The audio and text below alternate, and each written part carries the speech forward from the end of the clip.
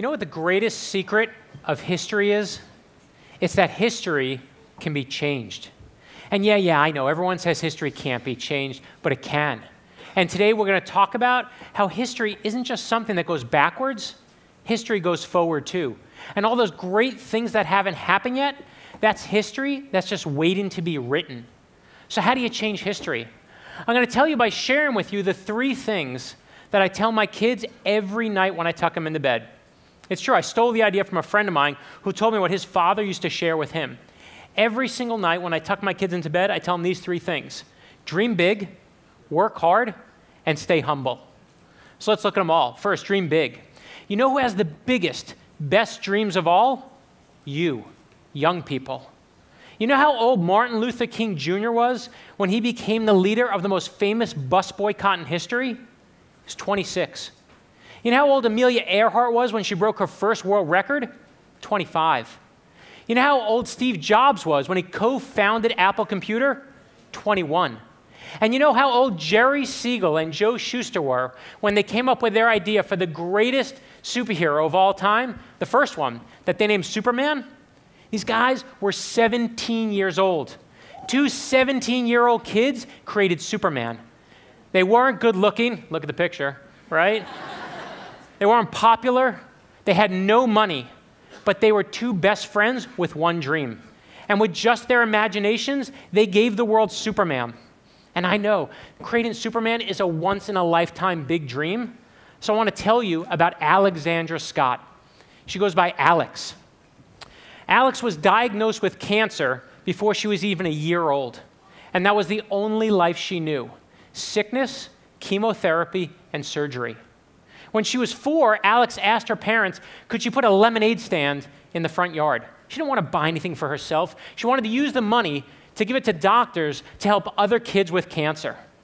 Okay? In a single day, Alex's lemonade stand raised $2,000. But here's what I love. Soon after that, other lemonade stands started popping up, all with Alex's name on it. Eventually, they raised $200,000. And then Alex had a new goal. She said, let's raise $1 million. On June 12th, 2004, hundreds of lemonade stands started opening up in every state in the country. Ordinary people selling water and sugar and lemons to help kids with cancer. Nearly 2 months later, Alex died while her parents were holding her hands. She was 8 years old. But before she died, Alex said that next year's goal should be $5 million. Today, her dream has raised over $45 million, and it is still going strong. One idea, one girl, one big dream. And you know what she said? This is a direct quote from her before she died. She said, "Oh, we can do it. If other people will help me, I think we can do it. I know we can do it." You dream big. I don't care how old you are, and don't let anyone tell you otherwise. You will change history. And that leads me to the second thing I tell my kids: work hard. Such a simple one, right? Everyone knows this one, work hard. I saw this one from my father, and my father died a few months ago. When I was growing up in Brooklyn, okay, my father, he worked hard. He had no money. We had no money growing up. He worked every Saturday, every Sunday. I watched firsthand every weekend what hard work was. And I saw that the hardest work of all is being resilient when you're facing failure. When I started writing my first book got me 24 rejection letters. To be clear, there were only 20 publishers. I got 24 rejection letters, okay? That means that some people were writing me twice to make sure I got the point. But it wasn't until I was writing my 9th book, a book of heroes for my son, that I found my favorite story of working hard through failure. It was a story that a friend told me about the Wright brothers, that every time the Wright brothers went out to fly their plane, they would bring enough extra materials for multiple crashes. That means every time they went out, they knew they would fail. And they would crash and rebuild, and that's why they took off. I love that story. I wanted my son to hear that story. I wanted my daughter to hear that story. I wanted everyone to know that if you dream big and you work hard and you fight failure, you will change history and do what no one on this planet has ever done before. And that leads me to the final thing I tell them: stay humble. Here's the thing. If you invent the world's first airplane or Superman or a multi-million-dollar lemonade stand, you don't need to be humble. You can get a tattoo on your face that says, "I'm the best," right? But pay attention here. no one likes a jerk. In fact, the world needs fewer loudmouths, so stay humble.